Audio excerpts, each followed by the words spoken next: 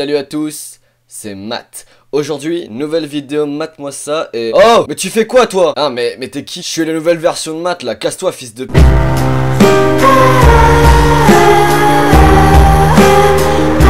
Salut les gros. Eh oui, c'est moi, la nouvelle version de Matt, mieux dessinée et bien mieux foutue, pas vrai les filles? Alors, je remercie grandement ma dessinatrice Amy, que vous pouvez retrouver dans la description. J'ai mis bien sûr tous les liens, parce que je suis quelqu'un de sympa. Bon, comme l'a dit l'autre con, c'est une nouvelle vidéo Matt-moi ça. Et aujourd'hui, je vais vous parler d'une série, mais pas n'importe laquelle. The End of the Fucking World. Générique. Man, I swear it.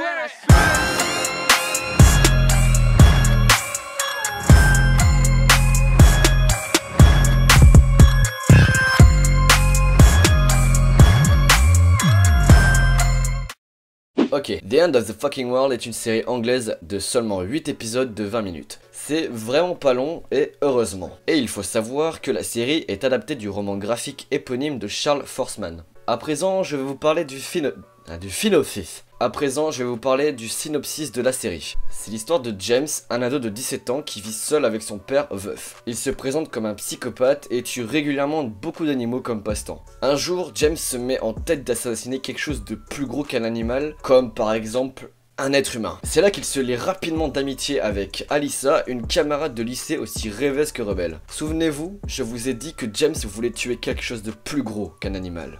Donc, Alyssa. Mais il commence à ressentir des sentiments pour elle alors qu'ils fuguent chacun de chez eux pour échapper l'emprisonnement parental. Et se lancent dans un road trip aux péripéties tragicomiques. Leurs aventures mettent en lumière la difficulté de l'adolescence et aussi du passage à l'âge adulte. Les deux ados vont être confrontés à des situations vraiment extrêmement dures, voire traumatisantes, notamment face à des adultes souvent violents, parfois même pervers, ce qui font de les principaux ennemis. Bien évidemment, les parents des adolescents vont tout faire pour les récupérer.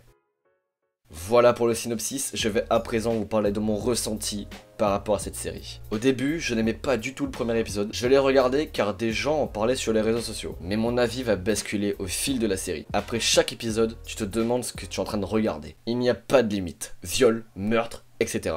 Ça joue beaucoup trop sur le réel, avec peu de censure. Les acteurs choisis jouent parfaitement leur rôle, la série s'adapte en fonction des persos. Exemple, au début, James ne sait pas ce qu'il était, un peu comme la série qui est un peu brouillon. Mais au fur et à mesure des épisodes, James commence à ressentir des choses et à savoir qui il est vraiment. Et la série devient de plus en plus claire, avec moins ce côté brouillon et cette sensation d'étouffement. Ce qui implique une proximité des personnages à nous. Les épisodes s'enchaînent de façon très directe. Par exemple, tu finis un épisode et paf, t'as le choc à pic. Non, je déconne. T'as la suite direct sans attendre 4 ans et c'est assez appréciable, vous me l'accorderez. D'un point de vue scénario, c'est assez bizarre. J'ai été intrigué par la bande-annonce car la série sortait de l'ordinaire. Mais c'est vrai qu'après 2 épisodes, j'étais là, waouh, c'est décalé et la fin est... Donc cette série est à la fois drôle, glauque, mignon, bizarre, étrange, Gênant, malsain, romantique, oui.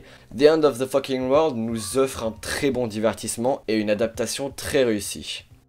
C'est sympa tout ça. Quoi au juste? Je croyais qu'il était gay. C'est vraiment un gros con ton père. On devrait foutre le camp de ce trou perdu. Je pars que tu viennes avec moi au nom, tu veux venir? Je savais pas où on allait ni quand j'allais la tuer. Mais j'ai cogné mon père et j'ai volé sa voiture. Et ça me paraissait être un bon début. Nous allons passer maintenant aux critères de notation. Je le rappelle pour ceux qui n'ont pas vu les premiers épisodes de Matt-moi ça, après chaque ressenti, je donne un critère de notation pour être un peu plus objectif et pour synthétiser tout ça. Pour le casting, tout d'abord, des jeunes sont à l'honneur et ils jouent merveilleusement bien. On y croit dès le début, surtout pour James. Un casting vraiment bien sélectionné qui nous immerge totalement dans la série. 9 sur 10. Pour le scénario, c'est très original, la fin est complètement inattendue, on est constamment surpris des événements et c'est une très bonne adaptation du livre, 8 sur 10. Pour le côté visuel, The End of the Fucking World est également une réussite grâce à une esthétique follement moderne, correctement filmée, des plans tous réels, c'est-à-dire pas de fond vert, dans l'ensemble c'est très joli, 7,5 sur 10. Pour la bande son, des sonorités très rétro, jazzy, voire même rhythm and blues, qui accompagnent à la perfection les mésaventures de James et Alyssa. Des titres comme Never de Larry Chance, ou encore la plus iconique de la série, Loathing on the Outside de Bernadette Carroll. qui sont très agréables et cohérentes à la série. 7,5 sur 10. Ce qui nous donne un total de 8 sur 10. C'est un très bon score pour cette saison, car oui, la saison 2 arrive en 2019. Pour finaliser cette présentation, nous allons lire quelques critiques trouvées sur le site Allociné de quelques personnes. Pour une série aussi prometteuse, par rapport à ses notations presse et spectateurs, j'ai rarement été déçu à ce point. J'ai dû louper une génération niveau humour où simplement l'humour noir n'est définitivement pas mon truc. Et encore, dans cette série, ça vole tout simplement pas aux questions humour. Je n'ai regardé que le pilote et j'en resterai là. Le terme le plus approprié pour moi le concernant, c'est fade. Alors, je vais répondre à cette critique. Déjà, chacun son avis, on est d'accord? Ok. Émettre une note juste car le type d'humour ne nous convient pas, je trouve ça pas représentatif. De n'avoir vu que le premier épisode est une grave erreur, car oui, le premier épisode n'est pas du tout envoûtant. Il installe juste le décor comme il faut en seulement 20 minutes. Je trouve ça respectable vis-à-vis du réal. Ensuite, nous avons un commentaire de LeJos30 qui dit: bof, j'ai même pas fini la saison, les personnages sont mous et peu intéressants. Beaucoup de longueur, bref, je n'ai pas aimé. La réponse que je pourrais émettre pour LeJos, ce serait que c'est bizarre de dire qu'ils sont mous et qu'il y ait beaucoup de longueur, sachant que les épisodes sont de très courte durée pour une série et s'enchaînent de façon très rapide et fluide. Après, voici ce commentaire qui résume vraiment bien ma pensée de cette série, notamment ce passage. Les personnages y sont préalablement perturbés, déprimés, et reste fermé à l'ennui. C'est à partir de cette rupture que l'on identifie toute la peine et les difficultés des choix que l'on doit prendre dans une vie, et le masque de l'adolescence est un thème qui relate ô combien l'auteur a dû se chercher avant de devenir l'artiste qu'il est aujourd'hui. On nous aborde alors avec des airs haineux portés par James, Alex Lawther, jeune garçon s'autoproclamant psychopathe, connaissant ses activités hautement fictives. Malgré les aspects, il dévoile autant d'humour noir qu'il peut en cacher dans sa simple gestuelle. Sa passivité est traduite par sa pensée récurrente en aparté.